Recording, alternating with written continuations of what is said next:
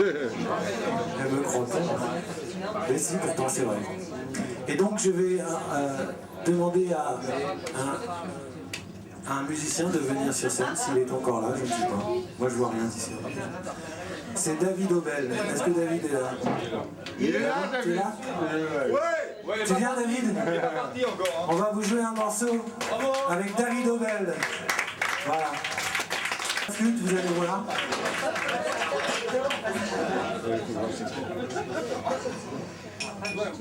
J'étais sorti il y a un an maintenant sur le label âme de Didier Lockwood, qui joue très bien du violon, qui vend un peu moins bien de disques. Il joue très bien du violon. Et David Obel a joué sa correspondance. Vous pouvez applaudir. David Obel. C'est une histoire, je ne sais pas si elle est vraie, qu'on raconte. Vous savez que Jimi Hendrix a été connu, a commencé à avoir du succès en Angleterre, alors qu'il est américain. Parce que, alors qu'il traînait et qu'il accompagnait des musiciens, et il s'en sortait pas trop, surtout qu'il est dans le circuit noir, etc., donc c'était difficile pour lui. Mais c'était déjà un type génial, et un jour il est quand même tombé sur un Anglais, il a fallu que ce soit un Anglais, qui s'appelle Chase Chandler, qui était le bassiste des Animals, et qui est venu l'écouter et qui lui a dit je vais t'emmener en Angleterre, tu vas voir là-bas, ça bouge et tout, c'est super, tu vas t'éclater et ça va être extraordinaire. Et donc il l'a emmené, et il a commencé à lui présenter les musiciens qui étaient en vogue à l'époque, donc il y avait les Rolling Stones, etc.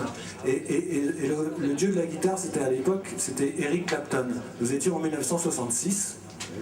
Et la légende raconte qu'il a emmené, Chase Chandler, qui était copain avec Eric Clapton naturellement, a emmené Jimi Hendrix à un concert d'Eric Clapton, et Clapton a accepté, ce qui fait assez rarement, que Hendrix monte sur scène. C'était dans un club un peu comme ici, peut-être un peu plus loin, mais guère plus.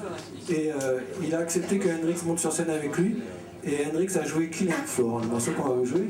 Et il paraît qu'il a tellement déchiré, voilà, c'est le mot que je cherchais. Et que Clapton a arrêté, il est rentré dans les loges, il a été fumé de clope et il a été dégoûté. Voilà. Je ne sais pas si c'est vrai, mais c'est une belle histoire, donc il fallait que je vous la raconte. Voilà, Killing Floor, pour vous avec David Obel.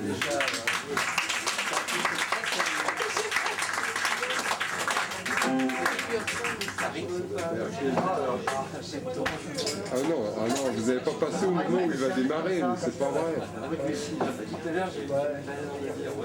Allez. Il avait mon bon profil, enfin. Pas possible, juste.